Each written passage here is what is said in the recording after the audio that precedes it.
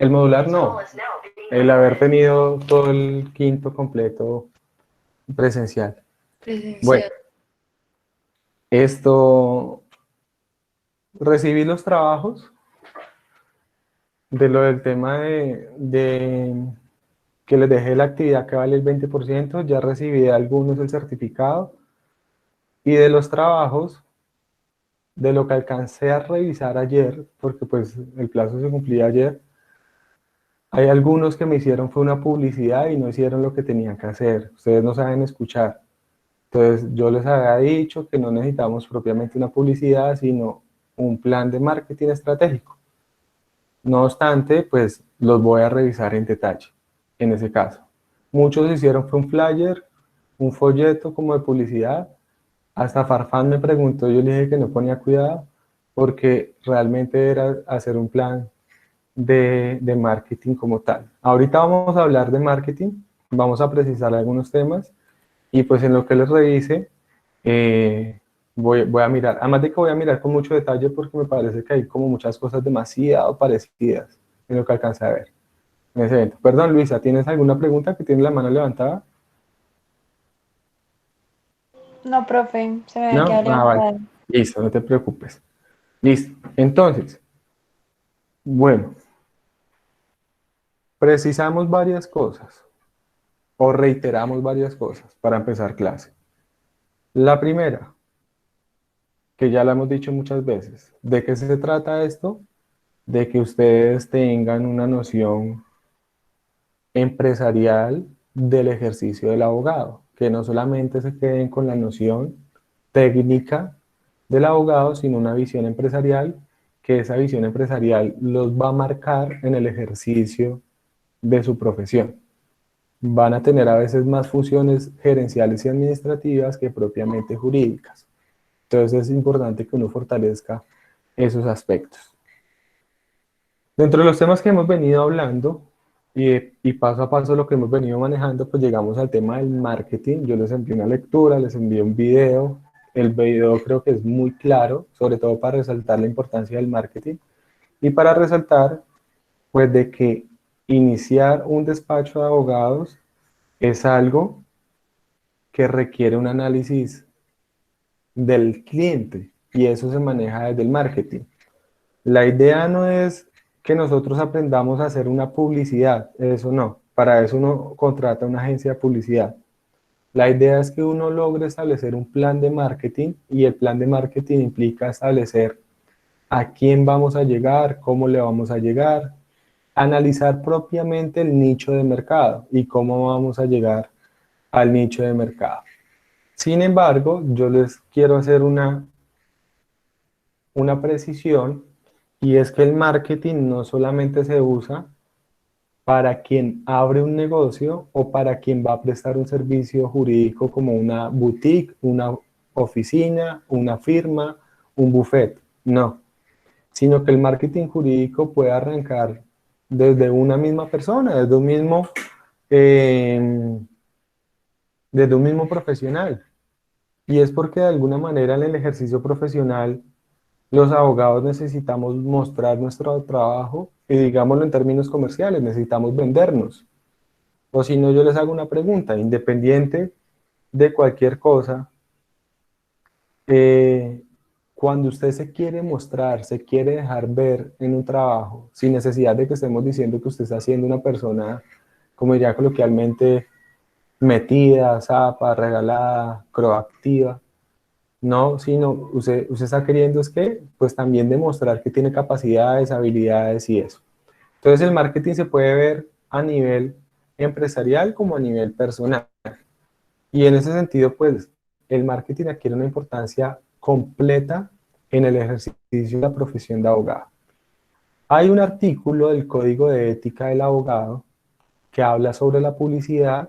Ustedes tienen una materia que se llama ética, pero de todos modos se me hace importante hablar de este artículo acá, que es el artículo 31. No sé si lo están viendo en la presentación. Sí, Eh, señor.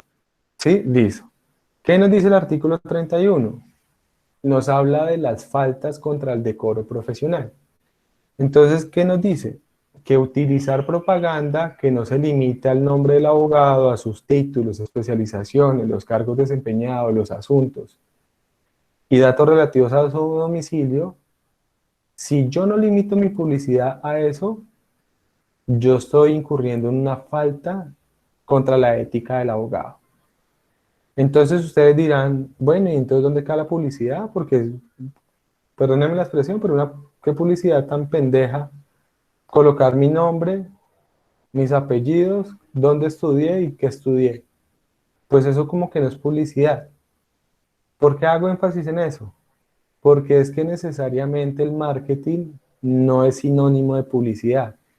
El marketing va más allá de la publicidad. El marketing busca o tiene como finalidad captar clientes, fidelizar clientes y otros aspectos, pero no necesariamente hacer publicidad. Es más, si ustedes se fijan, las boutiques de abogados o las firmas de abogados más grandes de Colombia no hacen publicidad o no hacen publicidad directa como la que uno se acostumbrado a hacer. A ver, o sea, uno no ve una propaganda en televisión que diga Casi Limas y abogados, los mejores, no sé qué, nada. Uno no ve en la radio, no escucha, perdón, uno no ve en el periódico eso.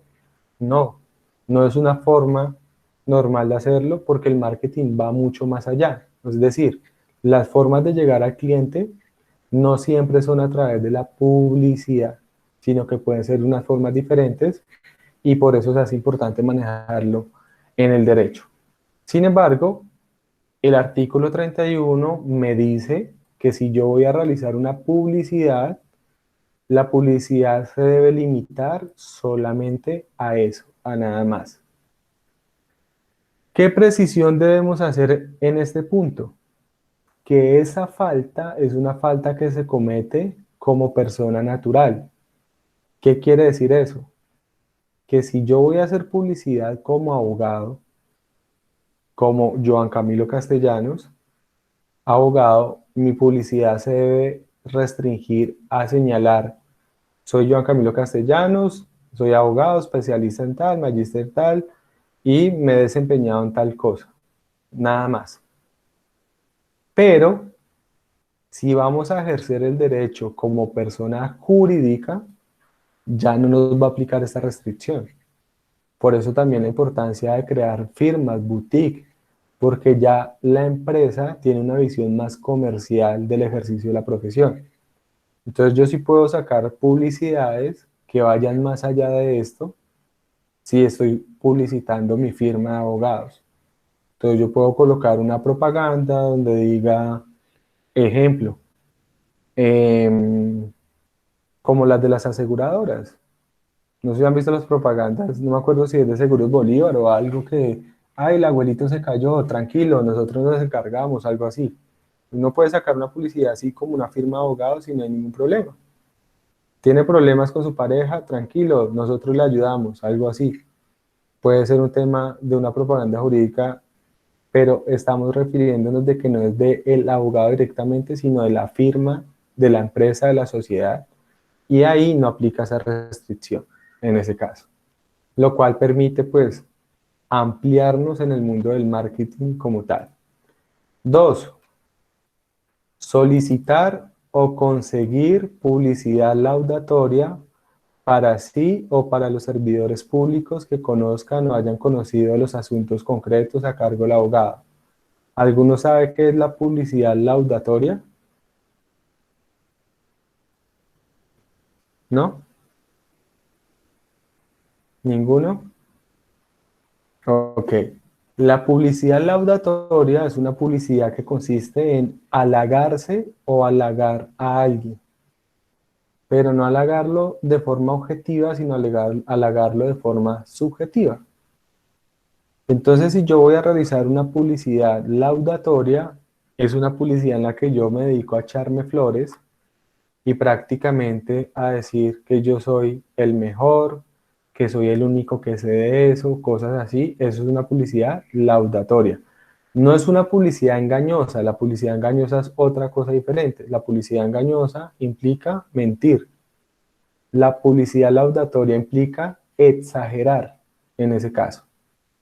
Entonces, por ejemplo, si yo coloco una publicidad donde diga eh, Johan Nicolás Girardo Farfán, el mejor abogado en derecho público de la ciudad, el único capaz de no sé qué, eso es publicidad laudatoria en ese evento. Esa publicidad está prohibida y también puede dar lugar a una conducta calificada como falta en contra de la ética y ser sancionada por el Código de la Ética en ese evento.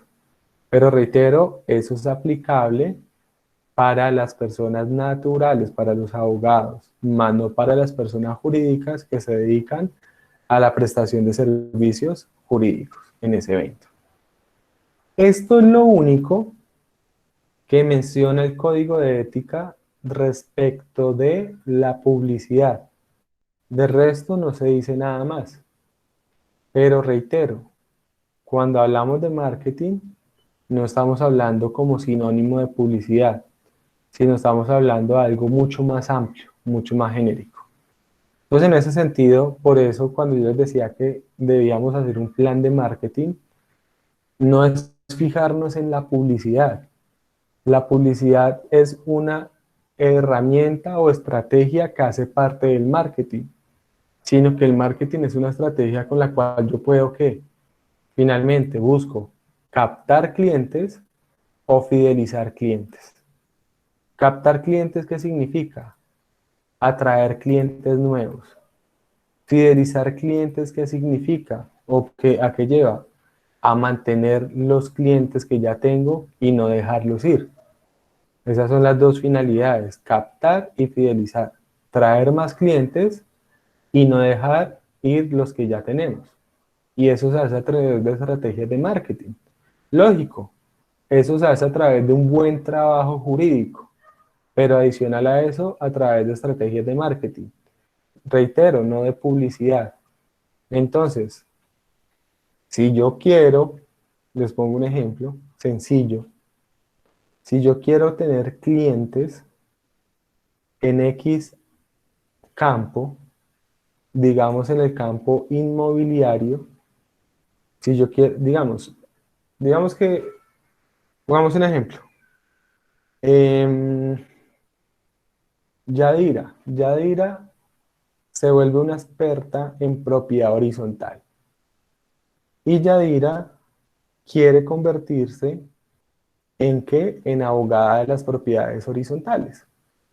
Entonces Yadira simplemente puede optar por lo clásico, que lo clásico es hacer una publicidad, pero ella puede establecer un plan de marketing con la finalidad de captar clientes. Y ese plan de marketing que puede obtener o que debe mirar, por ejemplo, primero que analizar cuál es el nicho de mercado. Entonces ya va a analizar cuántos conjuntos cerrados hay en la ciudad, cuáles están sometidos a propiedad horizontal, qué potencial hay, etcétera, etcétera, cuál es la competencia, todo lo que ustedes miraron para hacer su plan de marketing. Y ella pues debe establecer o prever cuál es la necesidad que tienen sus clientes, que eso es muy importante en el plan de marketing. ¿Qué es lo que su cliente está necesitando? Entonces, cuando usted descubre qué es lo que su cliente necesita, es el punto más clave porque es donde usted sabe qué es lo que le puede llegar a ofrecer a su cliente. Si usted le ofrece a un cliente lo que no necesita, pues lo siento mucho. O sea, no van a optar por usted porque eso ya lo tienen con quien están.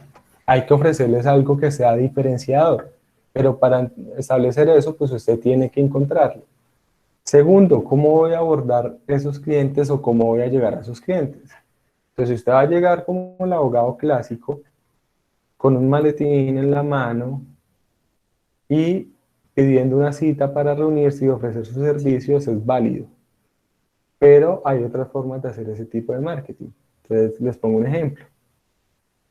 Ustedes podrían, lo visto ya, abogados, como el ejemplo que ponía ahorita de Yadira, que se vuelve una experta en propiedad horizontal, y como abogados le envían a los administradores de las propiedades horizontales una invitación a participar en una capacitación. Entonces Yadira se inventa una capacitación.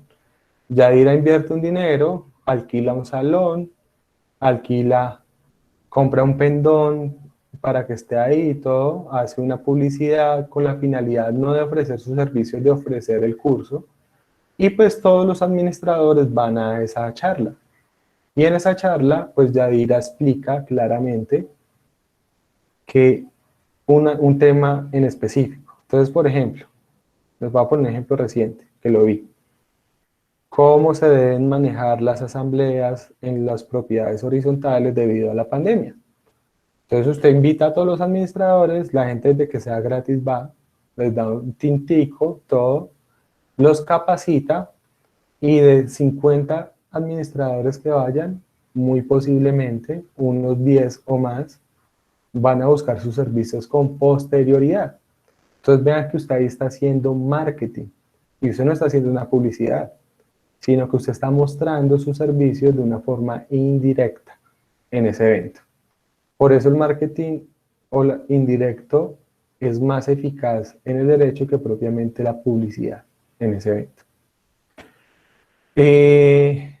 O por ejemplo, lo hice también para seguir con el mismo ejemplo.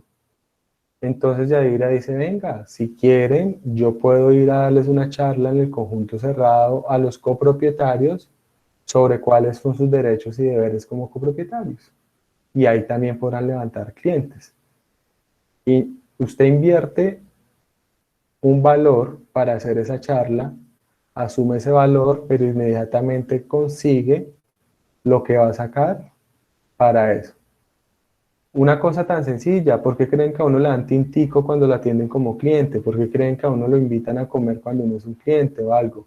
Pues porque uno va a terminar pagando eso no lo termina pagando quien lo invita a uno. Entonces, a mí me pasa, yo soy abogado, yo tengo oficina y yo tengo clientes en los que le digo, no, tranquilo, vamos y nos vemos en Yuso, café. Y en Yuso Café un café vale 8.000 pesos, dos cafés valen ya 16.000, nos comemos algo, me gasté 60.000 pesos. Pero ¿qué estoy persiguiendo? Que me dé un caso y me pague 8 millones de pesos, 5 millones, 10 por llevarle el caso. Finalmente, ¿quién va a pagar esos tintos y quién va a pagar eso? El cliente. ¿Qué estoy haciendo con eso? Estoy haciendo marketing jurídico en ese evento. Y lo otro es la fidelización. Entonces la fidelización es sumamente importante porque usted adquiere un cliente y después de que adquiere el cliente, lo importante es que el cliente siga ahí, dejándole a usted un ingreso constante como abogado.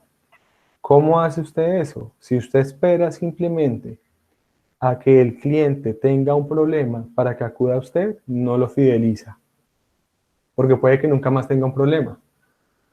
Pero si usted le muestra las necesidades al cliente, puede que él esté con usted siempre. O si usted está atento a atender cualquier situación que a este se le presenta. Entonces la fidelización también es sumamente importante en ese evento. Para todo lo que tiene que ver con el marketing, hay dos clases de marketing como tal. Hay un marketing que es el marketing clásico y hay un marketing que es el marketing relacional. ¿Cuál es el marketing clásico? Pues el que estamos acostumbrados a ver, publicidad, nada más. Ese es el marketing clásico. El marketing relacional es un marketing más involucrado con las experiencias y las vivencias de la persona. El marketing implica relacional, implica generar relaciones con los clientes para que los clientes se vean atraídos hacia usted y exista una relación permanente con el cliente en ese evento. ¿Cuál es el objetivo del marketing relacional? Simplemente, o sea, el marketing clásico que busca que el cliente venga, opte por un producto, por un servicio y se vaya. El marketing relacional que implica que se cree una relación constante y esa relación constante construya un cliente fidelizado para la firma de abogados. Esa es la gran finalidad que se busca con el marketing relacional. Por eso reitero que el marketing relacional no se debe restringir a una publicidad. Les pongo un ejemplo en estos eventos. A mí viene María Lucía y me dice, me voy a divorciar. Entonces yo le digo, María Lucía, hagamos ese divorcio. Entonces realizamos el divorcio. Me paga por el divorcio y sale y se va y nunca vuelve más. Marketing clásico. Punto. Pero ella viene, yo le hago el divorcio y yo, como quedo con los datos de ella, de vez en cuando le mando un correo electrónico con noticias jurídicas directamente relacionadas con ella. Eso ayuda mucho con el tema de la tecnología. Entonces yo puede que, si yo sé que ella es médico y sé que hay una ley nueva que salió relacionada con los médicos, pues yo le mando un correo electrónico, no una publicidad, sino una información diciéndole nuevo decreto que señala que los profesionales de la salud tal cosa. Nuevo decreto que señala una novedad. ¿Ahí qué le estoy haciendo? Estoy manteniendo el cliente ahí, lo estoy permaneciendo, estoy estableciendo una relación permanente con él para que no se me vaya de forma completa y para que de pronto ese cliente en alguna de esas situaciones vea la necesidad de volver a mí, en ese caso. Eso es lo que sucede en ese evento. Y eso es marketing, reitero. No se está tratando de que yo esté haciendo publicidades y publicidades, no. O por ejemplo, yo la cito y la invito a una capacitación. En el campo jurídico las capacitaciones están muy relacionadas con el marketing. Están muy relacionadas directamente con la captación de clientes o la fidelización de clientes en ese sentido. Entonces, todo eso hace que sea importante lo que se conoce como el marketing relacional en ese caso. Y pues lógicamente, ¿cuál es el objetivo principal al que va direccionado el marketing? Pues inicialmente y principalmente el marketing va direccionado al cliente. Todo va direccionado al cliente, no va direccionado a mí en ese sentido. Por eso una regla principal del marketing es que yo debo pensar en qué es lo que quiere el cliente, no qué es lo que quiero yo. Me explico.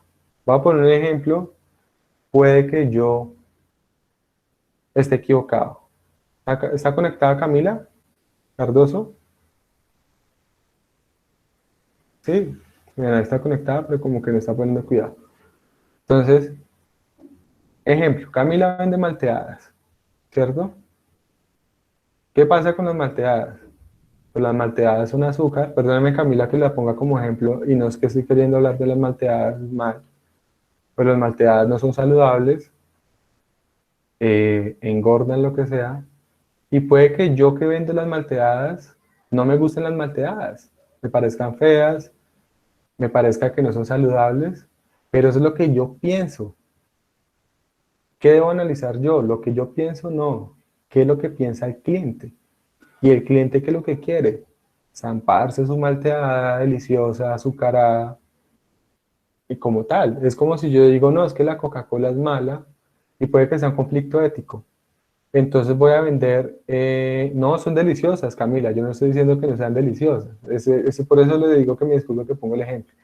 Sino que le estoy diciendo, por ejemplo, la Coca-Cola es deliciosa, pero no es saludable. Entonces yo digo, uy, yo no tomo Coca-Cola, no es saludable. Bueno, ustedes están jóvenes, ya después de que uno pasa los 30 años, empieza a ver por qué uno no debe tomar tanta Coca-Cola.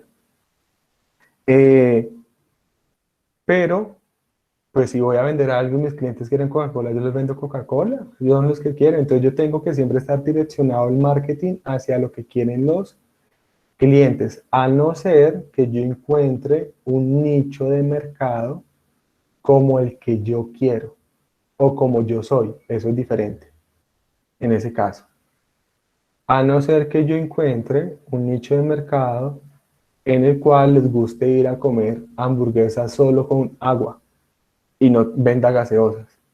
No lo va a encontrar. Entonces, ¿qué te toca? Pues vender gaseosas, porque a la gente le gusta pasar una hamburguesa con una Coca-Cola. Entonces, en ese sentido, por eso digo, toca analizar lo que quiere el cliente. En el campo jurídico también. En el campo jurídico también. Sin embargo, ojo, acá viene la diferenciación, y es que en el campo jurídico el cliente no siempre tiene la razón en ese sentido. Entonces hay que tener una diferenciación. Una cosa es que mi estrategia de marketing vaya direccionada a lo que el público necesita y quiere, y otra cosa es que yo realice como profesional del derecho lo que me diga mi cliente. Ojo. Entonces les pongo un ejemplo. Yo creo mi firma de abogados y yo sé que lo que la gente quiere o está necesitando de pronto es casarse. ¿Y quiénes están necesitando casarse de pronto? Las parejas del mismo sexo. Lo digo porque eso se manejó. O sea, eso es un nicho de mercado grande. La comunidad LGTBI, jurídicamente hablando, es un nicho bastante grande. Entonces, yo empiezo a trabajar fuertemente en lo que quieren mis clientes, que es casarse. Pero yo soy el que digo cómo se tienen que casar porque yo soy el asesor jurídico de ellos. Ellos no son los que me tienen que decir a mí cómo hacer las cosas. Les pongo un ejemplo diferente. El cirujano plástico. Entonces se pone de moda ponerse implantes mamarios, y pues, ¿qué es lo que más ofrece entonces el cirujano plástico? Implantes mamarios y liposucciones, porque eso es lo que están queriendo los clientes. Puede que no les guste, pero eso es lo que quieren los clientes. Los clientes poco optan por ir a hacerse otro tipo de cirugías diferentes. Entonces, eso es lo que hace, pero él es el que determina cómo hace la cirugía, a quién se la puede hacer, a quién no. En este campo de nosotros pasa exactamente lo mismo. Por eso el cliente me marca la pauta de lo que yo ofrezco, pero el cliente no me puede decir a mí cómo debo realizar ese servicio que estoy ofreciendo. Ahí hay que hacer una diferenciación bastante clara en ese sentido. Pero a lo que voy es que el cliente es el que me marca la necesidad, y sobre esa necesidad está el marketing en ese evento. Ejemplo, ¿qué es lo que quiere escuchar la gente? Temas relacionados con la pandemia. ¿Qué es lo que hacen los abogados? Dar charlas donde hablan de la pandemia. Entonces ustedes van a hablar. Ustedes, yo creo que están ya aburridos de escuchar. Los derechos del trabajador y la pandemia. Las deudas y la pandemia. La responsabilidad tal y la pandemia. La no sé qué y la pandemia. El no sé qué en efectos de pandemia. El no sé qué tal. Pues porque es lo que la gente quiere escuchar. Entonces, si yo, firma de abogados, no hago marketing con ese tema, pues estoy desaprovechando la necesidad que está previendo mi cliente en este momento, o la coyuntura que sea. Entonces, por eso el marketing jurídico va encaminado mucho a lo que quiere el cliente. Acá hay que hacer otro tipo de diferenciación, y esa diferenciación es que, ojo, ya se los había dicho, el marketing no solamente lo realiza las personas jurídicas, y no solamente se realiza por los profesionales que trabajan a través de boutiques, de buffets, de oficinas, de firmas, sino que también lo pueda realizar cualquier tipo de abogado en X o Y momento. Y les pongo muchos ejemplos en los cuales uno inconscientemente o conscientemente está haciendo marketing jurídico. Si el marketing lo hace una firma de abogados, pues los hace para obtener más clientes. Pero si el marketing lo hace un trabajador, ¿para qué lo hace? Pues para ascender, para crecer profesionalmente en un cargo. Entonces simplemente es algo muy sencillo. Yo les pongo un ejemplo. ¿Ustedes creen que los profesores, por qué participan en tanto foro y en tanta cosa? Además porque pues es su deber, además porque conocen los temas y todo. Pues porque de alguna forma están haciendo marketing, se están dando a conocer, y de esa manera los invitan a otro tipo de foros, a otro tipo de lados. Por eso de pronto los invitan a otros sitios. Ejemplo, cuando yo empiezo a escribir una columna en un medio de comunicación. Entonces yo escribo una columna, pero independiente de eso, estoy haciendo marketing. Me estoy dando a conocer como profesional. Si de aquí a mañana a Juana la contratan en un juzgado y Juana quiere ascender o crecer, tiene que hacer marketing jurídico. Y el marketing jurídico, ella no va a hacerse publicidad. ¿Ella cómo va a hacer el marketing jurídico? Pues tiene que hacer un plan de marketing jurídico claro. ¿Qué es lo que yo quiero? Soy oficial mayor en un juzgado y quiero estar como eh, abogado asesor en el despacho del magistrado del tribunal. Lógicamente, ¿por qué? Porque paso de ganarme 4 a 8, 9 millones de pesos. ¿Cómo lo logro? Pues empiezo a analizar las situaciones, qué es lo que quiere el cliente, quién es el cliente, mi jefe, quién es el cliente, el magistrado. ¿Cómo llego a ellos? Con mi trabajo, proyectando esto, mostrando un buen desempeño en esto, y estructuro todo un plan, ojo, para demostrar mis capacidades y que adquieran mis servicios en ese sentido. Eso es marketing jurídico, que se va dando en la práctica de esa forma o de esa manera. No es que yo esté regalado, no es que yo esté por allá pidiendo favores, etcétera, etcétera, sino que yo estoy estableciendo una forma de poder mostrar la calidad de mi trabajo y que mi trabajo sea valorado y eso me dé lugar a lograr un ascenso en ese evento. Suena loco, pero puede ser algo muy sencillo.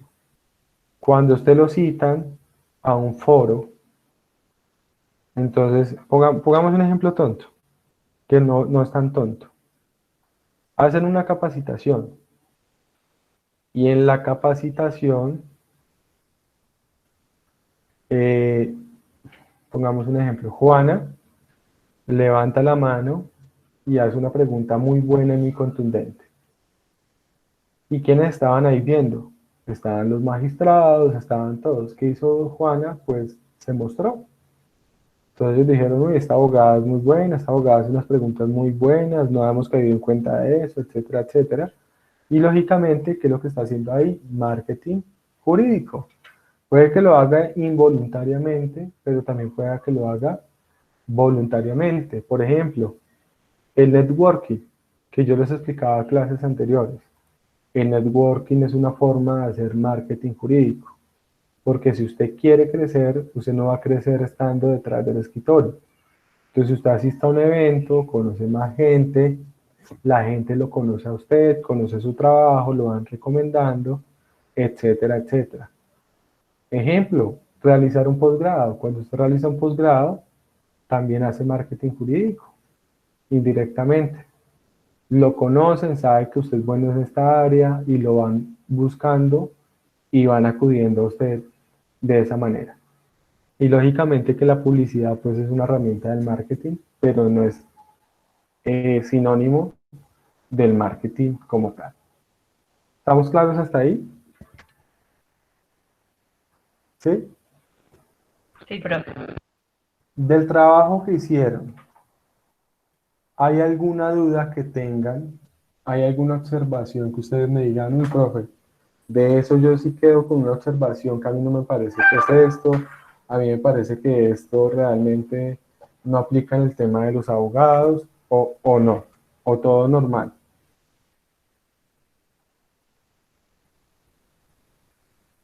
¿Mm? ¿Nada? No, no, señor. Bueno, los que hicieron el trabajo, a los que se los hicieron, pues no opinarán. Pero nada, ¿todo les pareció correcto el manejo? Profe, a mí sí me gustaría de pronto hacer una sugerencia respetuosa. Dime. Lo que pasa es que, bueno, a la hora de realizar el trabajo habían como confusiones de, pues como, pues obviamente tú nos enviaste el material para guiarnos y como de qué manera empezar, ¿sí? Y como las Sí. estrategias y todo eso. pero de pronto que hubiesen unos parámetros más específicos, porque digamos que alguna vez en mi vida yo hice algo parecido, digamos, a un proyecto, a una empresa, y tenía un poco de idea, pero igual no sabía muy bien cuál sería el modelo a seguir para realizar, pues digamos que esta estrategia de marketing jurídico. Entonces a lo que me refiero es como unos parámetros más específicos, no sé, como sugerencias, como de pronto una lista de recomendaciones que deba llevar pues el Sí. proyecto, por decirlo así. Ujú. Entonces Ok, esa sería la listo. única sugerencia. El resto me pareció pues muy buen el trabajo. Ok, ¿alguien más iba a decir algo? Ya le hago una aclaración a Juana. ¿No? ¿Ninguno? Ok, entonces una aclaración frente a lo que dice Juana. No hay una regla exacta de cómo debe estar realizado un plan de marketing jurídico en su estructura. Es decir, hay cuantos planes de marketing jurídico como empresas en el mundo, porque cada uno lo maneja de una forma diferente. Entonces no hay una estructura como cuando yo les voy a decir, hagan un ensayo y el ensayo incluye tabla de contenido, introducción, capítulo, bibliografía, conclusiones, no. Porque incluso hay aspectos dentro de un plan de marketing que son relevantes en unos casos y no son relevantes en otros tipos de proyectos. Lo importante es que ustedes supieran o analizaran lo que uno debe analizar al momento de hacer una estrategia de marketing. Realmente, ¿qué es un plan estratégico de marketing? Si lo buscamos de manera global, es establecer la forma en la que yo puedo llegar a mis clientes, captar clientes, fidelizar clientes y lo más importante que es, ¿qué es lo más importante? El cliente, No, pero ¿qué es lo más importante? Lo más importante no es el cliente. Ganar plata. La Ganar plata. platica, exactamente. Sí, porque pues mire, hay un dicho muy coloquial y es que clientes hay hartos, clientes buenos hay poquitos y clientes que paguen y generen rentabilidad contaditos. Entonces puede que yo genere mucha cosa para mucho cliente, pero lo que yo necesito es generar rentabilidad para mi buffet. Ojo, esto es muy importante que lo tengamos en claro y por eso es importante que ustedes opinen al respecto. Yo les decía ahorita, al establecer el plan de marketing, yo debo tener fijado principalmente el cliente, porque el cliente es el que me va a traer a mí los recursos. Pero lógicamente, y ahí lo olvidé decir, tengo que establecer un cliente cuya necesidad me va a traer unos ingresos, a no ser que yo esté planteando una fundación, que es diferente. Y ni eso, porque las fundaciones son sin ánimo de lucro, pero no son con ánimo de pérdida. Las fundaciones de alguna forma tienen ingresos. Lo que pasa es que los ingresos no se reparten como, o sea, pasa lo que dio en algún momento el malentendido con la universidad. La universidad es una corporación sin ánimo de lucro. ¿Qué quiere decir eso? Que la universidad lógicamente genera ganancias, pero las ganancias no se reparten para nadie, sino que las ganancias se reinvierten en la misma universidad, en recursos, en planta física, en tecnología, en la nómina de la universidad vale mucho dinero, en todo. En cambio, pero si no ingresa nada, pues no se puede hacer, la ecuación no sirve. Por eso el tema del valor de las matrículas y todo, pues porque es que a la universidad pública, no es que la universidad pública ya no cobre, es que a la universidad pública le está pagando el Estado lo que iban a pagar los estudiantes, eso es diferente, hay otra persona que está respaldando el pago. Entonces, lo mismo pasa acá, tú tienes que analizar a tu cliente cuáles son las necesidades del cliente, pero siempre sobre una idea rentable en ese evento. Entonces les pongo un ejemplo. Ustedes se gradúan como abogados. Entonces se gradúan como abogados y ahí sí, como dice el dicho, se sientan y se preguntan, bueno, ¿y ahora qué vamos a hacer? porque muy bonito, muy chévere y todo, pero pues ahora ya hay que trabajar. Entonces, listo, pues si usted consigue trabajo, magnífico, perfecto. Pero si usted no consigue trabajo, tiene que mirar cómo lo logra. Ahí puede establecer un plan de marketing. ¿Qué empresas están necesitando abogados? ¿Dónde puedo llegar? Etcétera, etcétera. Quitémonos esa mentalidad de que es que si no tengo palanca no consigo trabajo, etcétera, etcétera. Eso dejémoslo a un lado, porque eso no es tan cierto. Pero digamos que usted dice, quiero emprender como abogado mi empresa. O puede que no lo haga ahorita, puede que lo haga más adelante, puede que lo haga después de que usted lleve 10 años trabajando y usted diga, me cansé de ser abogado, de ser empleado y quiero crear una empresa.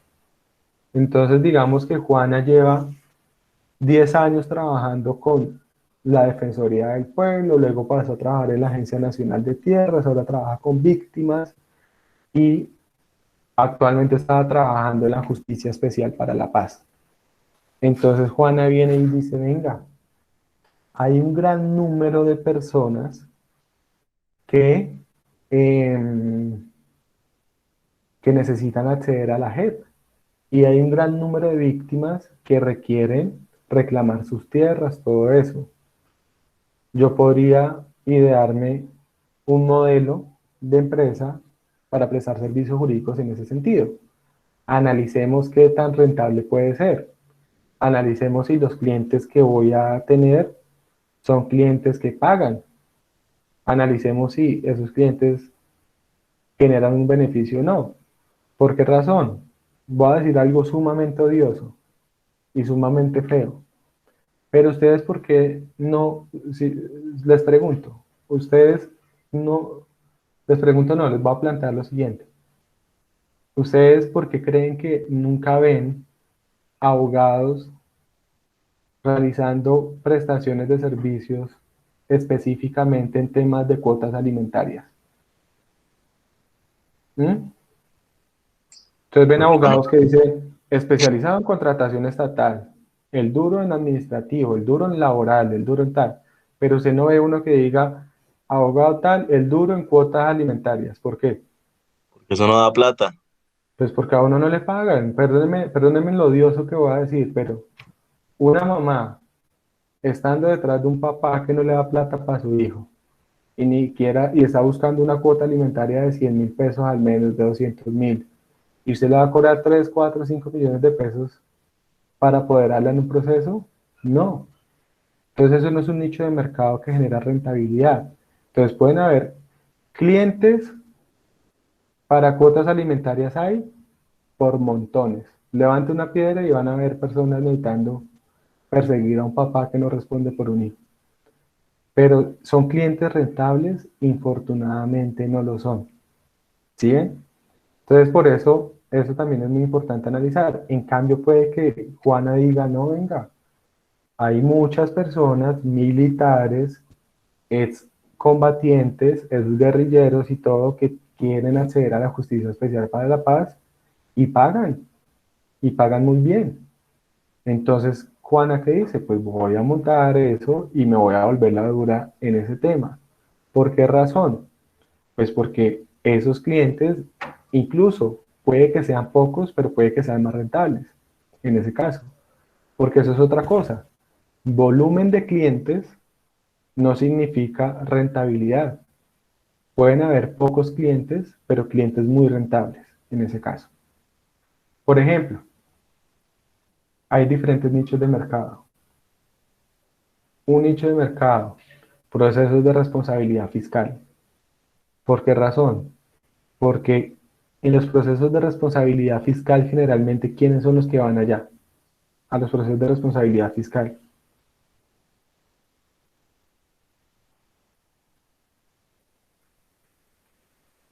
¿Ah? Generalmente, ¿quiénes van a los procesos de responsabilidad fiscal? Los corruptos. ¿Y los corruptos quiénes son? Pues no necesariamente, porque yo tengo casos de responsabilidad fiscal donde mis clientes doy fe de que no son corruptos. Pero generalmente, ¿quiénes van? ¿Los qué? Pues, Una categoría ¿Qué? más general. Los servidores Abogados. públicos. No, los servidores servidores públicos. públicos. Entonces los servidores públicos. Y pues los servidores públicos tienen con qué pagar. ¿Sí ven? Entonces es un buen nicho de mercado. Porque usted dice, hay mucho proceso de responsabilidad fiscal. Y digamos, Juana, que fue profesional universitaria, grado 3 de la gobernación, que fue tal cargo, y que le inician un proceso de responsabilidad fiscal, yo fácilmente le puedo decir a Juana, Juana, la defiendo, y el proceso le vale 10 millones de pesos, y me los va a pagar. Y fácilmente le puedo decir, no me lo pague, bueno, ahorita vamos a hablar de eso. Es más, ahorita voy a hablar de eso ya que tocamos el tema. Le digo, páguemelo de tal forma y todo. Pero si yo voy, si a mí llega un cliente, un señor que no tiene ni para pagarle los alimentos a los hijos, yo le voy a decir que le va a cobrar 8 millones de pesos por defenderlo, no me los va a pagar. Y le voy a cobrar 50.000 pesos por defenderlo, después termino gastando más en transporte.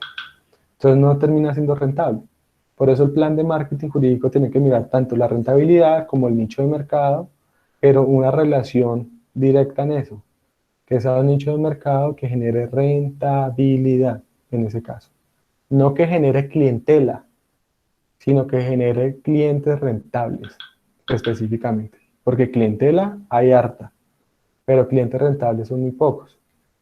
Por ejemplo, otro nicho de mercado. Puede que de aquí a mañana eh, yo tengo un amigo y yo tengo un amigo que me está yendo muy bien. Para que hagan ustedes una operación matemática en sus cabecitas. Él, que incluso a veces lo molestamos porque le decimos que eso es muy boleta, pero boleta es que está ganando una plata. Él va de pueblo en pueblo y en los pueblos genera unas capacitaciones y hace unos análisis respecto de el estado jurídico de los bienes y analiza si la gente es propietaria o es poseedora. Y con eso se dedica a realizar ¿qué? Procesos de declaración de pertenencia para legalizar las propiedades. Entonces, si yo voy y le digo a María Camila, efectivamente, esta casa en la cual usted lleva 30 años no es suya. ¿Por qué? Porque usted no es propietaria, sino usted es poseedora por esta razón, esa razón y esa razón. ¿Qué toca? Que si usted de aquí a mañana se muere, eso va a ser un problema para sus herederos, si de aquí a mañana quiere vender, etcétera, legalice la propiedad. ¿Cómo? A través de un proceso de declaración de pertenencia. Yo eso lo hago. Su casa vale 200 millones de pesos, vale 100. Yo le cobro 5 millones de pesos. ¿Cómo me los va a pagar? Me los va a pagar de tal forma. Créame que María Camila busca y se consigue los 5 millones de pesos para pagármelos con la finalidad de que yo le proteja su derecho de propiedad y se lo legalice. Y si usted empieza a contar de 5 en 5 y ya lleva 100 clientes, ¿cuántos son 100 clientes por 5 millones de pesos? Es como matemáticos. 500. 500. 500 millones de pesos, vean, sencillo. ¿Sí ven? 100 clientes ya es equivalente a 500 millones de pesos. Consígase 3.000 clientes de inasistencias alimentarias, ¿a qué van a ser equivalentes? A nada. ¿Sí ven? Consiga 100 clientes de otro tipo de cosas, a nada. Entonces ahí es un ejemplo de un análisis de un plan de marketing jurídico en ese evento. Por eso hay algunos que están enfocados en la contratación estatal, porque la contratación estatal es rentable, porque generalmente quienes acuden a ella tienen problemas, tienen modo económico de pagar. En los temas laborales también, son temas que son suficientemente rentables. En los temas penales también, pero no todos, porque de alguna forma la gente por temor a ser privada de la libertad termina consiguiendo dinero donde sea para pagar un abogado. Entonces también a veces termina siendo muy rentable. El tema de las sucesiones, yo les soy sincero a ustedes, por mí, si a mí me llegaran unos 4 divorcios al mes y una sucesión, yo no estaría acá con dolor de espalda dando clases. estaría haciendo eso nomás, porque eso es muy rentable. Pero ¿qué es lo que pasa? No todo el mundo se divorcia todos los días y no todo el mundo se muere todos los días, o bueno, sí se muere todo el mundo, pero no todo el mundo deja bienes. Entonces es raro, o sea, no es tan algo tan que brote así nomás de la nada. Entonces todo eso es un tema que va relacionado con el marketing jurídico en ese sentido. Reitero, no es sinónimo de publicidad, es sinónimo de analizar el mercado, de analizar dónde está la rentabilidad y cómo logro yo adquirir los clientes que me van a llevar a esa rentabilidad. Y la vía directa no es necesariamente la publicidad en ese caso. Miremoslo desde otra perspectiva. Digamos que la universidad estuviera funcionando y yo quiero colocar un restaurante. ¿Por qué fracasan esos negocios? Porque la gente coloca eso sin hacer un plan estratégico previo. Entonces, ¿yo qué tengo que analizar? Uno, ¿qué es lo que más come la gente? Y pues si la gente lo que más come es esto, pues eso es lo que busco vender, porque es donde hay más rentabilidad. Dos, si voy a colocar restaurante en un punto estratégico cerca de la universidad, yo podría analizar también cuál es la capacidad económica de la gente, porque ¿qué pasa? Puede que en la universidad hayan 5.000 alumnos, que es un potencial bastante grande, pero esos 5.000 alumnos no sean clientes rentables para mí, porque voy a colocar un restaurante donde un plato valga 30.000 pesos y un estudiante es posible que no vaya a gastarse 30.000 pesos en eso. O ustedes ven que Cusco, que la Ricota mantenga lleno de estudiantes. No, porque el plan 30.000 es para el mes, profe. ¿Cómo? Nosotros nos dan 30.000, pero para el mes. Por eso, sí. Pero entonces, ¿qué implica eso? No quiere decir que yo desaproveche. Entonces yo digo, o sea que el nicho mío no está en colocar un restaurante como Cusco, como La Ricota, sino colocar de pronto una venta de empanadas. Y parece algo simple, pero es que de 1.000 en 1.000, de 3.000 en 3.000, vendo demasiado. ¿O usted por qué cree que el Toro Rojo y todos esos negocios se mantienen? Pues porque es un manejo diferente que empalma con el tipo de cliente rentable que está ahí. Eso es lo que se tiene que buscar también acá en el tema jurídico. Exactamente. Eso es lo que se tiene que manejar y esa es la idea. Entonces, frente a lo que me decía Juana, unos tips, una pauta de cómo se debe hacer, no hay una estructura clara. Lo importante es que usted haga un análisis redondo para que haga un buen modelo de negocio jurídico. O si no, termina fracasando en ese evento. Yo les voy a poner un ejemplo real y personal. Me voy a poner yo como ejemplo, porque ya he tenido mis fracasos con mi oficina de abogados. Entonces, yo abrí la oficina con una idea y la idea me ha tocado irla variando, porque la clientela no me ha resultado rentable y porque he encontrado rentabilidad en otro tipo de clientela. ¿Sí ven? Entonces, en ese sentido, he ido variando eso. Pero si hubiera hecho el plan de marketing desde el principio, de pronto la cosa hubiera sido diferente en ese evento. Entonces eso hay que analizarlo mucho. Y por lo menos yo llevo con mi oficina abierto ya casi voy para 3 años, 4 años creo. Y hacia donde yo pensaba ir, no fue la cosa, porque no salieron casi clientes. Salen clientes muy rentables, pero muy contados, y pues tampoco se sirve de esa manera. Entonces, o a veces hay que mezclar las dos cosas, algo muy rentable y esporádico y algo menos rentable pero masificado. Por eso ustedes ven diferentes modelos de negocio. Pongamos de un ejemplo los restaurantes. Hay restaurantes muy caros donde van pocos clientes pero generan una rentabilidad muy alta y hay restaurantes muy baratos donde la rentabilidad es menor pero va mayor número de personas. Entonces la equivalencia es diferente en ese caso. Y lógicamente, el mejor marketing que puede haber es un buen producto o un buen servicio. Ahí sí no hay ninguna duda frente a eso. ¿Listo? ¿Hay alguna duda adicional o no? No, profe. ¿No? ¿Es claro? Listo, perfecto. Entonces, ojo, respecto de lo que mencionaba Juana, perdón, frente a lo que le mencionaba Juana, les decía yo que una visión, o sea, que el marketing tiene que apuntar a la captación y fidelización de clientes. Pero, lógicamente, todo esto va direccionado principalmente a la rentabilidad. Y pues la rentabilidad implica analizar cada modelo de negocio en particular. Y en ese caso vale la pena que hablemos de cómo se maneja el cobro de honorarios. Eso ustedes normalmente lo hablan en ética. Y acá también lo vamos a hablar. Pero ojo, no quiero tanto enfatizar en cómo se cobran los honorarios, sino quiero enfatizar en cómo uno logra también hacer marketing jurídico a través del cobro de los honorarios. Y no estoy diciendo que hagamos ofertas, que también empecemos a hacer ofertas como en el supermercado, los abogados, pero también debe haber un manejo de marketing jurídico en los honorarios que pueda ayudar a la captación de clientes y a la fidelización de clientes en particular en ese evento.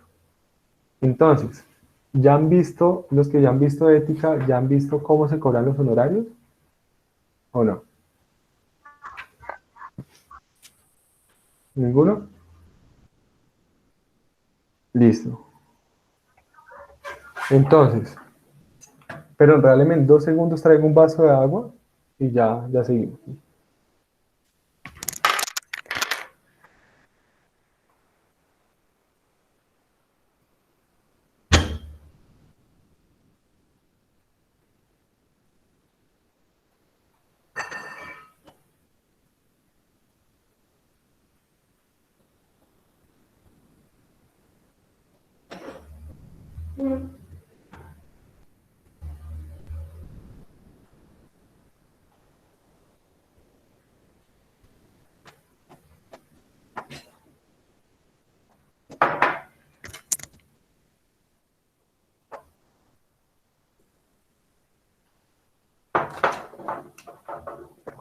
Ok, entonces, el cobro de honorarios en los abogados, podemos decir que no es un tema que esté claramente regulado. Es más, no es un tema que esté regulado. Ni siquiera está regulado lo que tiene que ver con los salarios de los abogados. Si ustedes se ponen a dar cuenta, un abogado puede ganar un valor muy diferente dependiendo de donde trabaje. Puede que realice el mismo trabajo, pero dependiendo si trabaja en el sector público, en el sector privado, o en qué clase de sector privado o qué empresa, los salarios sean diferentes. No hay una estandarización salarial para los abogados en ese sentido. Hay abogados que le pagan un mínimo, como hay abogados que le pagan muchísimo más. Por ejemplo, cuando yo trabajaba en Bogotá, habían empresas que un abogado junior le pagaban 6 millones de pesos. Y hay empresas que le pagan a un abogado junior 2, 1,5. Entonces es una diferencia bastante grande. En cuanto a los honorarios, tampoco hay una regulación clara, sino hay unos modelos a seguir y el modelo principal en ese caso es el tarifario que utiliza el Colegio Nacional de Abogados. Ese tarifario es un tarifario que se actualiza todos los años. Realmente no es mucho lo que cambia porque ese tarifario está pensado en salarios mínimos. Y cuando está pensado en salarios mínimos, pues no se hace tan necesario actualizarlo porque el salario mínimo, pues año a año aumenta eh, acorde con el IPC y el incremento que se dé. Entonces, esos valores no cambian realmente tanto. No obstante, ahí se mantienen. En ese sentido, cuando un abogado también debe o estructura un plan de marketing jurídico y cuando estructura un modelo de negocio, uno de los aspectos principales que debe tener en cuenta es cuánto cobra y cómo cobra, ¿no? Porque puede que usted plantee todo, encuentre todo, pero debe tener claro cuánto va a cobrar. O es que cuando usted va a comprar en un supermercado un producto, ellos dudan en cuánto le cobran a usted. No, ellos ya tienen claro cuánto le cobran. O sea, eso ya está desde el principio planteado. Entonces, en ese sentido, eh, al momento de saber cuánto le cobro yo a un cliente por sus servicios, eso puede depender de la clase de servicio que yo le preste y de la forma en que yo preste ese servicio. Eso hay unas formas de manejarlo. Me explico. No es lo mismo que yo a una empresa la apodere para un caso a que la empresa me contrate para que sea su asesor jurídico durante un año y durante ese año yo la apodere en varios casos. Es diferente. Los valores lógicamente van a cambiar. ¿Por qué razón? Pues porque debo buscar un equilibrio en la rentabilidad. Entonces, si a mí me van a garantizar un año de ingresos, posiblemente yo puedo cobrar menos por el servicio que estoy prestando. Si es algo esporádico, lógicamente yo voy a tener que cobrar muchísimo más. Entonces, en ese sentido, el cobro de honorarios puede variar dependiendo del modelo que yo preste. Por eso yo les hacía la diferencia entre lo que era apoderamiento, consultoría y asesoría. Si entramos a mirar, entonces, hay un modelo a seguir que es el tarifario de Conalvo, del Colegio Nacional de Abogados, que les decía ahorita, pero ese proyecto, hay quienes dicen que es muy alto el cobro que se establece ahí.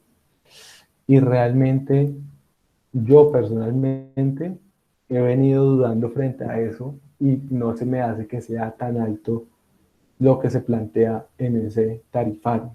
Me parece que es un tarifario bastante justo. Y es que es un tarifario bastante justo porque es que nosotros estamos prestando un servicio que vale y ese servicio es un servicio costoso. Y hay otras variantes más que hacen costoso el servicio del abogado. Se los digo por lo siguiente. Por ejemplo, ¿cuánto creen ustedes que según el tarifario de Conalvos se cobra por realizar una tutela? ¿Cuánto creen ustedes? Ya dirá, póngale un precio. Ya dirá, necesito que me haga una tutela.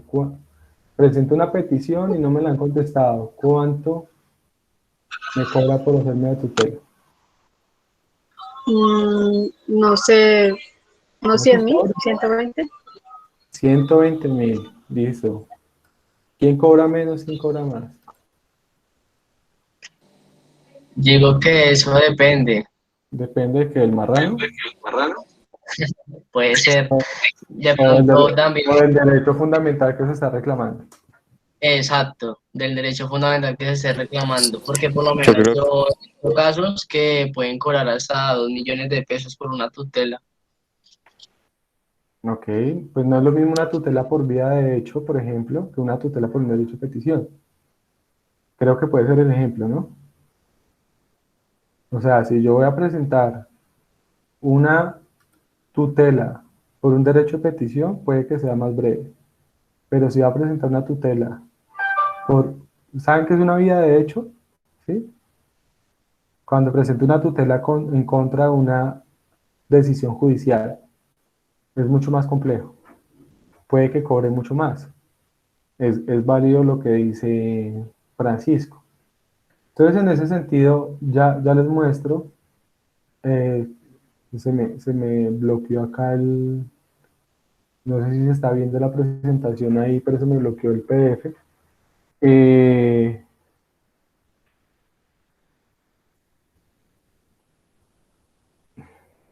es importante analizar tanto la, no digamos que la cuantía de la situación, sino la complejidad de la situación y también, lógicamente, el cliente, aunque eso no debería ser un punto diferenciador como tal. Entonces, vean, por lo menos en la acción de tutela, mire lo que dice acá. Siendo la tutela una acción residual y beneficio particular, o cuando se va a formular en consecuencia de un proceso, bien sea sobre una actuación o sobre una sentencia, en estos eventos se causan honorarios a favor de abogado con un valor mínimo de 3 salarios mínimos legales vigentes. ¿Cuántos son 3 salarios mínimos? Ustedes que están viendo la oral.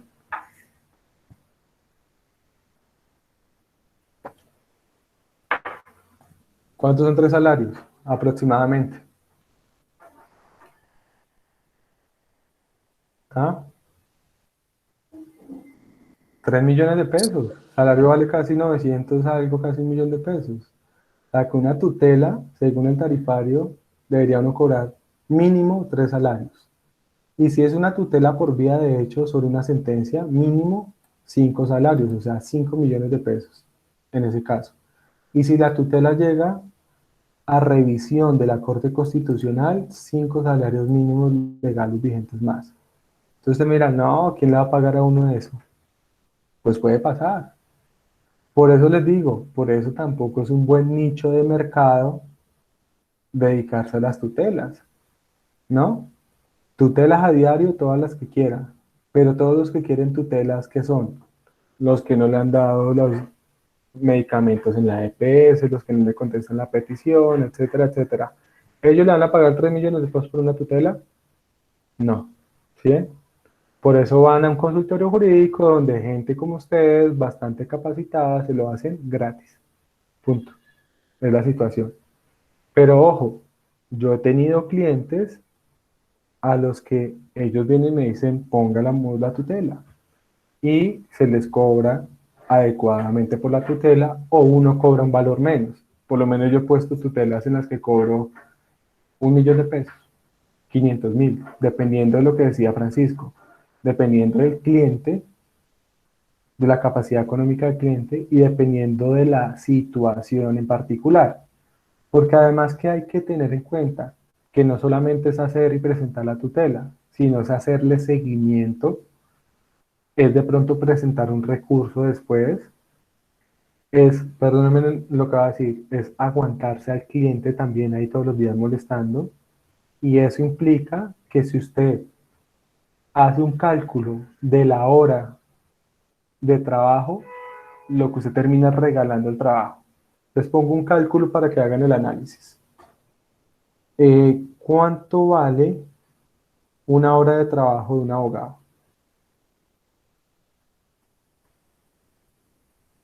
¿Mm? También depende de donde uno se encuentre, ¿no? Pero ponga un ejemplo, digamos, Carlos, si usted empieza a trabajar y le pagan 3 millones de pesos mensuales, ¿cuánto vale su hora de trabajo? Pues la hora de trabajo estaría Entonces, en 3 60.000 dividido, pesos. Son 3 60.000, dividido, como 50 y algo, casi 60. sí, 3 dividido en 30 por 8, no, como 100.000, bueno, 100.000 pesos el día, ¿cierto? Sí, la hora estaría Como en, no, pero no lo dividamos, hagamos un cálculo acá. 3 millones dividido no en 30 días, sino pongámosle, quitémosle los 8 días de fines de semana. Entonces pongámosle en 22 y eso dividámoslo en 8 horas. 17.000 pesos, pongámosle que 20.000 pesos la hora, 20.000. ¿cierto? Listo. ¿Cuántas horas le va a implicar hacer la tutela? Por pequeña que sea la tutela, le come 2 horas. ¿Y cuánto tiempo le va a implicar después hacer el recurso, la impugnación? ¿Y cuánto le va a implicar usted después estar haciéndole seguimiento a eso? ¿Cuánto tiempo le va a quitar hablar con su cliente? Porque los clientes quitan mucho tiempo. Si usted se pone a analizar la hora, 500.000 pesos cobrar por una tutela es un absoluto No, no es regalo. nada. No es nada, exacto. Entonces, por eso tiene una razón de fondo el costo que se cobra por eso, en ese evento. No, Lógico, acá la discusión no es si eso es mucha plata o es muy poquita, sino la discusión a lo que yo voy es que ustedes tienen que analizar eso dentro de su plan de marketing jurídico cuando ustedes van a abrir un despacho judicial. ¿Hasta qué punto lo que voy a hacer es rentable? Les pongo un ejemplo. abogados que se dedican exclusivamente a la casación.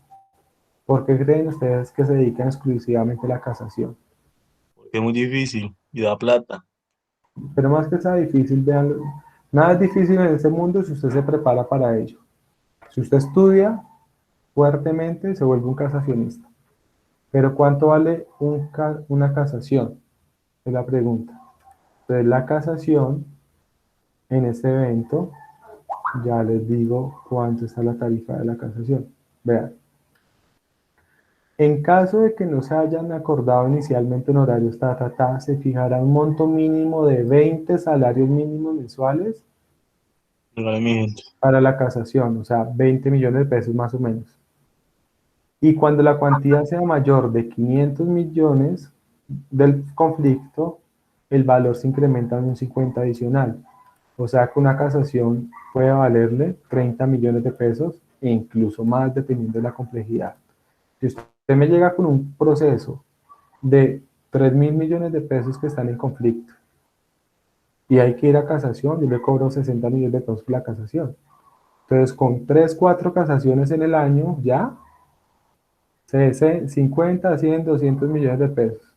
Si se gana usted 3 millones de pesos mensuales en el año, ¿cuánto va a ganar? 36 millones. Si hace 4 casaciones, ¿cuánto va a ganar? 200 millones de pesos. ¿Me entienden el análisis que pretendo mostrarles en ese caso, en ese evento? Lógico. Usted no levanta una piedra y van a salir 20 casaciones. Las casaciones son contadas y son complejas y hay que estar muy bien preparado. Pero a lo que yo digo es que si usted, su modelo de negocio va hasta ese punto, pues es un punto rentable en ese caso. Por eso hay abogados que ya tienen su clientela y solo se dedican a temas de casación, o los que se dedican solamente a temas de ¿cómo se llama? De arbitraje. Por ejemplo, yo les pongo un ejemplo muy claro personal. A mí me gusta más defender que demandar. ¿Por qué me gusta más defender que demandar? Porque para mí es más rentable defender, porque me pagan de una. En cambio, si yo demando, por lo general, en el caso que yo estoy, ojo, en otros casos puede ser diferente. Pero, por ejemplo, yo que me muevo en temas de responsabilidad médica, entre otros, en la responsabilidad médica los pacientes que demandan no pagan, si uno no está esperanzado en la indemnización.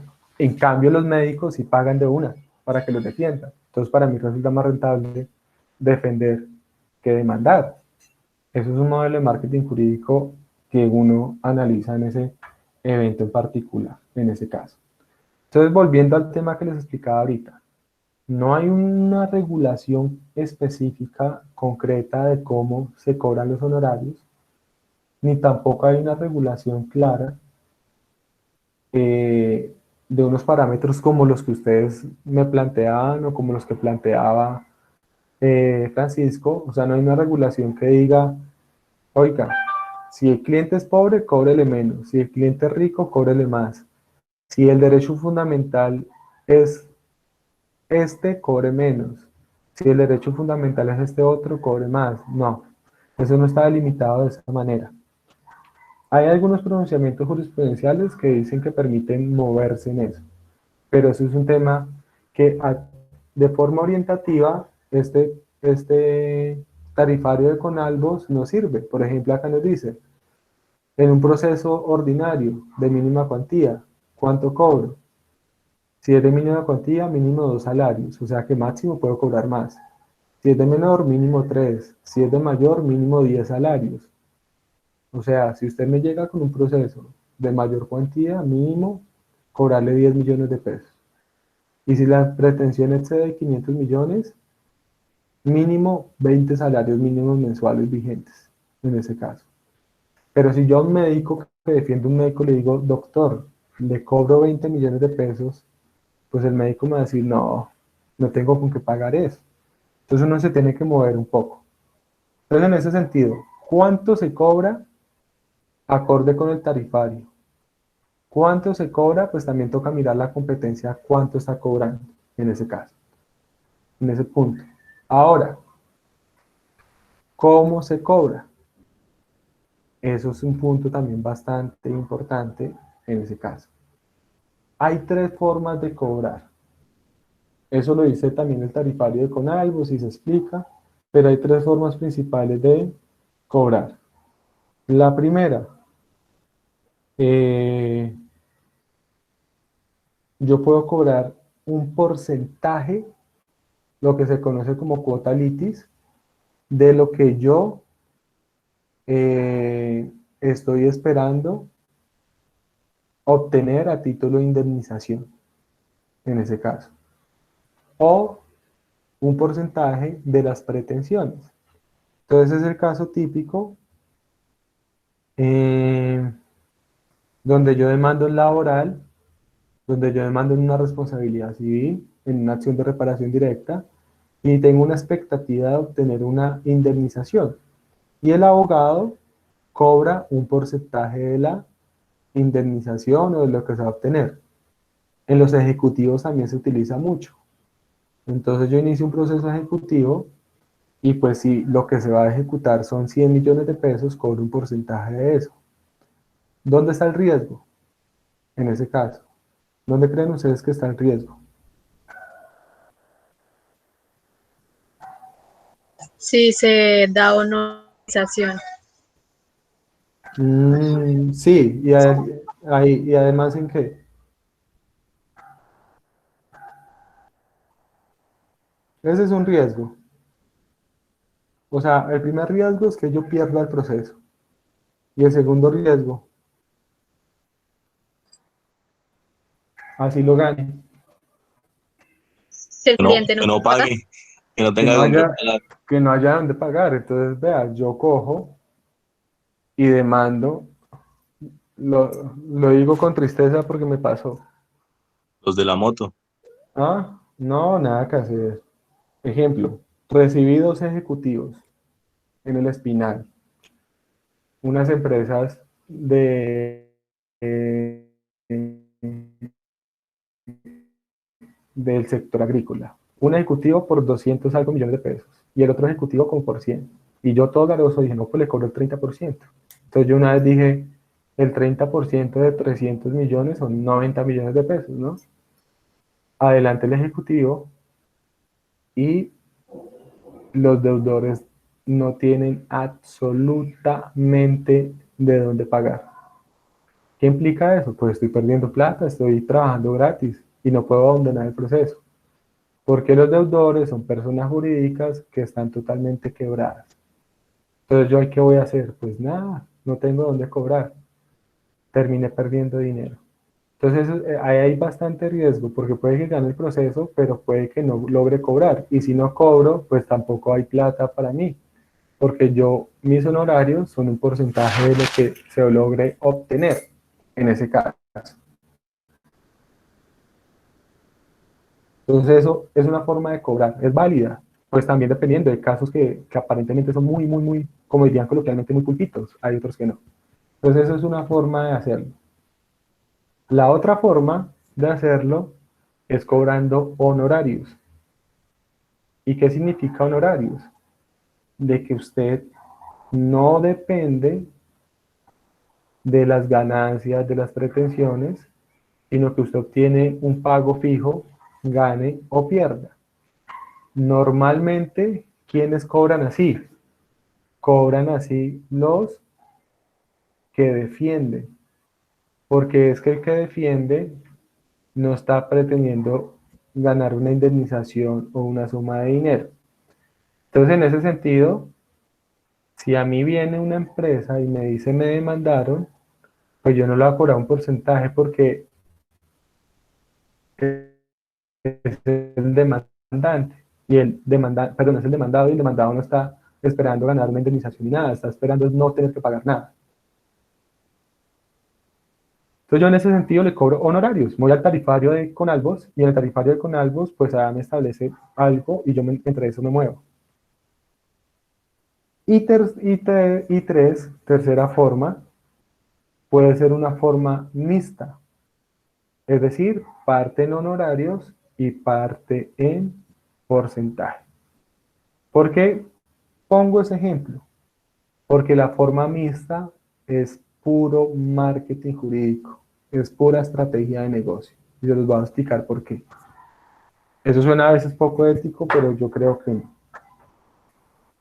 Yo le digo, Farfán, ¿me está poniendo cuidado?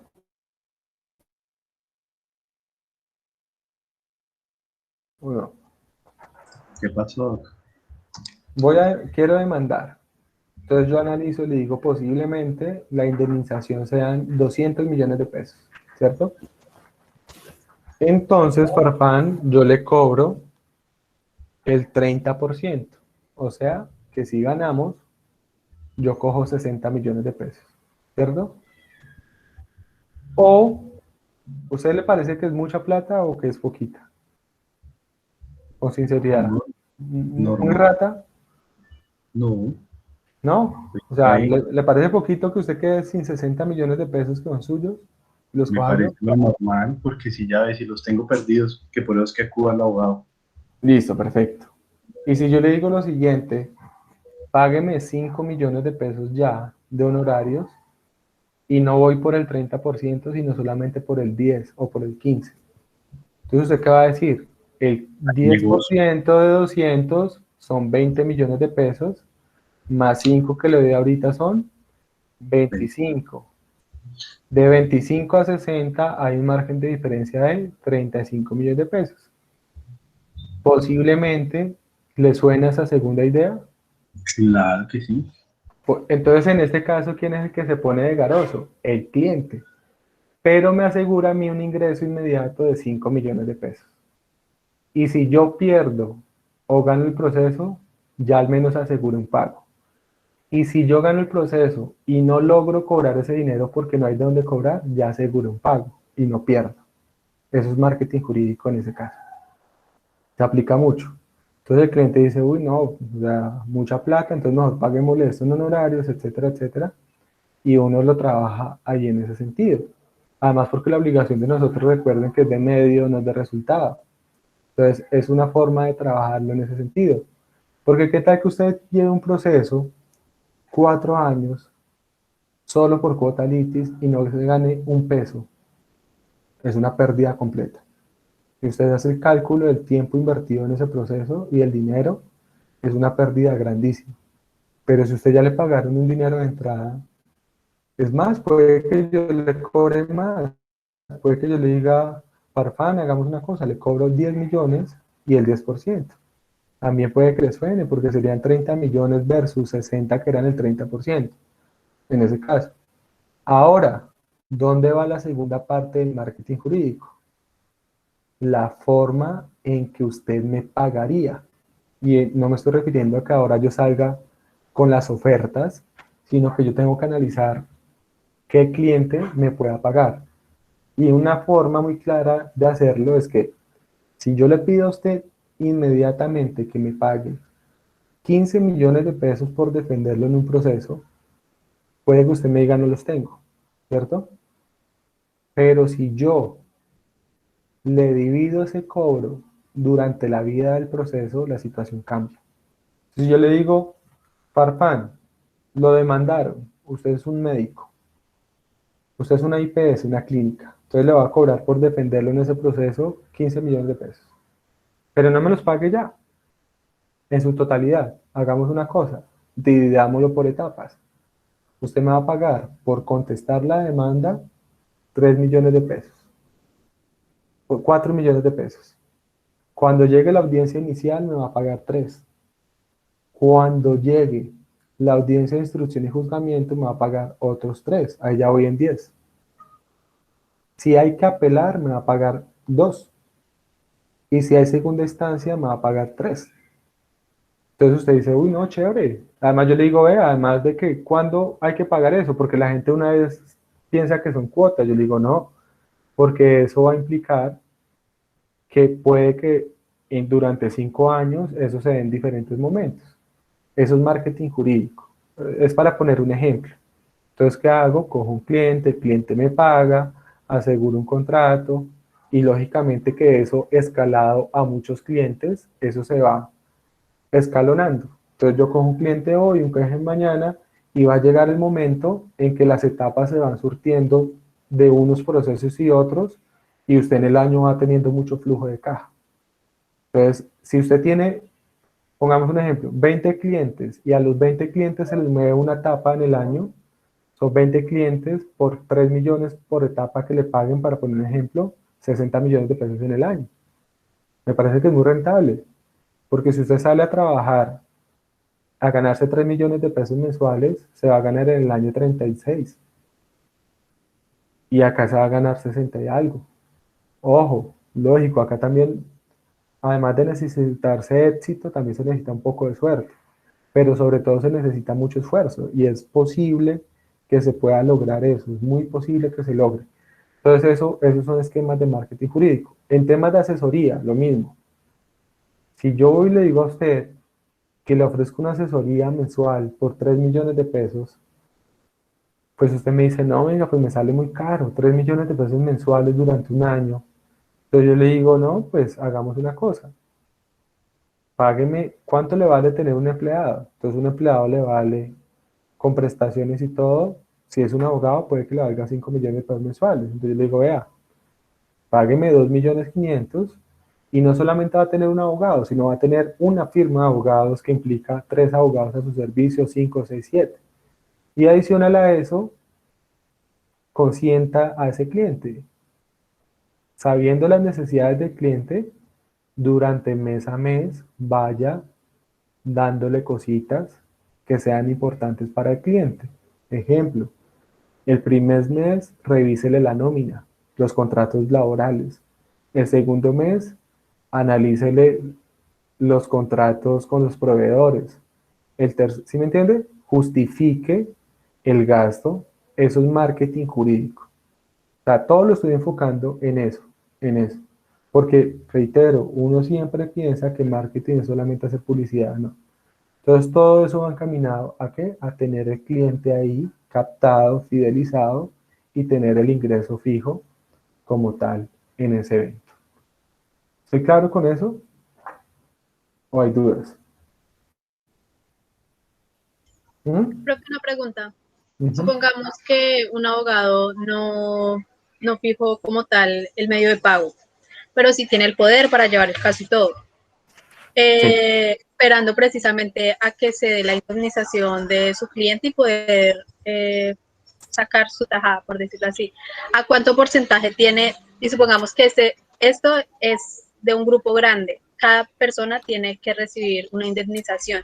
Más o menos, ¿a cuánto puede tener? Ok, ok. Cuando no se establece el valor de los honorarios, en los procesos se, se lleva a cabo algo que se llama un incidente de fijación de honorarios. Y en el incidente de fijación de honorarios, el juez establece el valor de los honorarios y casi siempre se basa en el tarifario de Conalbus que les mostraba ahorita, en ese caso. Es casi siempre en donde se basa para ello.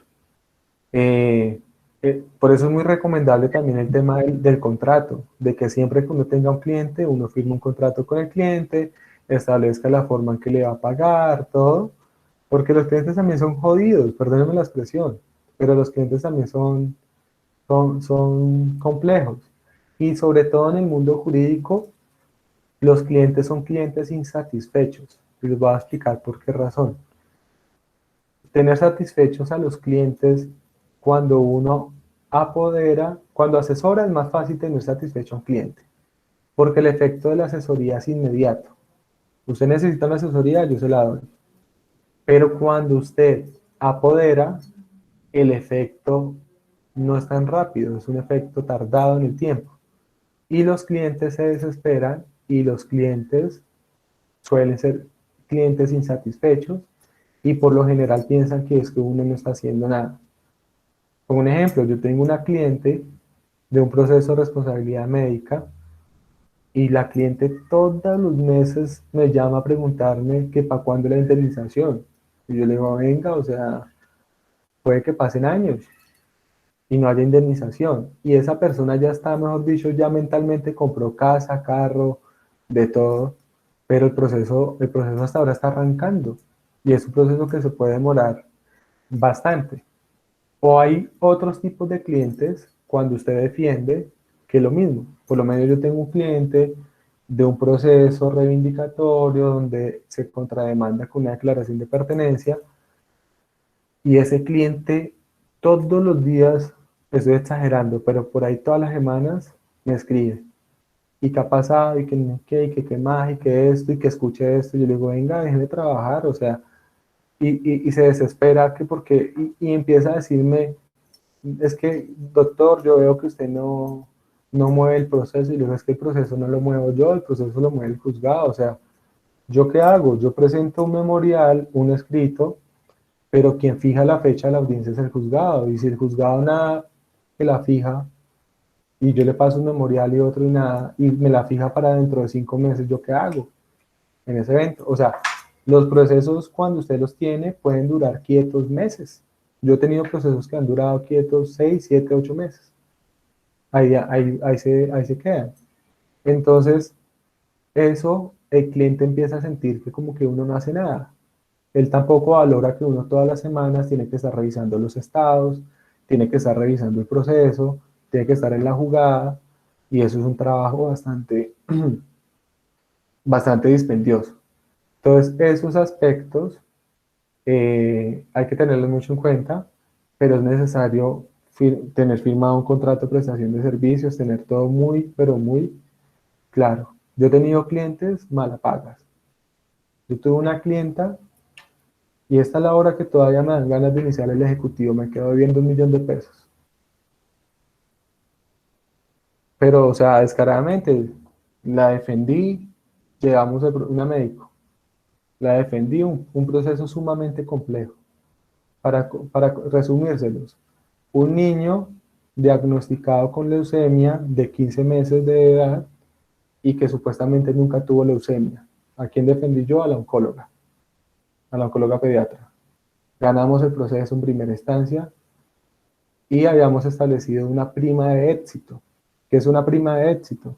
Eso es otra forma de marketing jurídico. Entonces yo le dije, le cobro tanto, me dijo, no mucho. Le dije, bueno, entonces vamos a hacer una cosa, le voy a cobrar menos, pero si yo gano, me paga este valor adicional como prima de éxito procesal.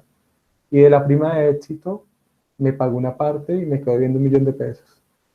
Y primero me cansé de estarla llamando a que me pagara. Nunca la volví a llamar. Pero estaba tentado a meterle el ejecutivo, pues ahí tengo el contrato. De puro jodido, porque por mala paga, o sea, porque yo creo que si ella me hubiera hecho un tratamiento médico, hubiera quedado inconforme que yo no le pagara. Pero hay clientes que son complejos con eso. Entonces, mira lo que dice Yadira, si yo no establecí los honorarios, pues el cliente después va a empezar a tirar a que los honorarios son menores. Entonces es mejor evitarse eso. Si finalmente no se fijaron, se da el incidente de fijación de honorarios y el juez fija los honorarios basado en las tablas de CONAF en ese evento. ¿Hay alguna otra pregunta? ¿Mm? ¿No? Ok, No, profe, ninguna. listo. Profe, yo tengo Sí, señor. ese incidente del que estaba hablando, entonces sería un proceso ejecutivo No, recuerden que los o sería incidentes, un me extraña de usted, casi ni más que usted es monitor de procesal, que me pregunte por ese tema. ¿Ah? Pero bueno, pues, estamos, estamos. pues por eso me pregunto. No, mentiras, pero ojo, recuerden que los incidentes no es un proceso, sino es un trámite que se genera dentro del mismo proceso. Entonces yo puedo crear un incidente de nulidad, yo puedo crear un incidente de, de perjuicios, hay diferentes clases de incidentes. Es un trámite alterno que se crea dentro del proceso. Y en ese caso, pues yo creo un incidente de fijación de honorarios. Se puede crear en cualquier momento, por ejemplo. Puede pasar que yo le dé el poder contrata a Francisco y a mitad del proceso le diga a Francisco, ¿sabe qué, Francisco? Estoy aburrido de usted, entonces voy a contratar a Yadira. Y le doy poder a Yadira, le revoco su poder y no le he pagado. Entonces, si Francisco tiene el contrato inicia un incidente no de fijación, sino para el pago de los honorarios. Pero si no tenemos claro eso, él tendrá que iniciar un incidente para que se fijen los honorarios. Pero ojo, ese incidente es un pequeño trámite dentro del expediente, dentro del mismo proceso. Lo que pasa es que me permite que yo ejecute el cobro de esos honorarios dentro de ese mismo proceso sin necesidad de abrir un expediente o un proceso aparte. ¿Me hago entender, Francisco? En ese caso. Entonces, es decir, dentro del mismo trámite total se genera un trámite incidental. Por eso es un incidente, es algo adicional. Cuando usted tiene un Ah, incidente, ok. es que, en términos comunes, tuve un incidente, es algo adicional que me pasó. Entonces, en ese caso, el incidente implica algo adicional en el proceso que se va a manejar de forma alterna. ¿Qué quiere decir eso? Que dentro del mismo proceso declarativo, por ejemplo, se va a iniciar paralelamente en el mismo expediente el cobro de unos honorarios. Por ejemplo, puede haber un incidente para el cobro, nombraron un perito y no lo han pagado. El perito puede iniciar también un incidente de cobro de honorarios y dentro del mismo proceso declarativo ir ejecutando sus honorarios, pero no es un ejecutivo adicional, sino es un trámite alterno en el proceso general, en ese caso. Eh, Listo, profe, gracias.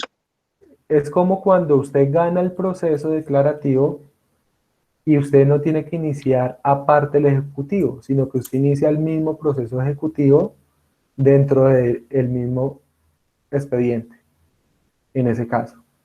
Es decir, adelanto todo el proceso declarativo, hay sentencia a mi favor, condena, y yo no tengo que ir a presentar una demanda ejecutiva, sino que continúo el proceso ahora en relación al cobro de la sentencia, ahí mismo.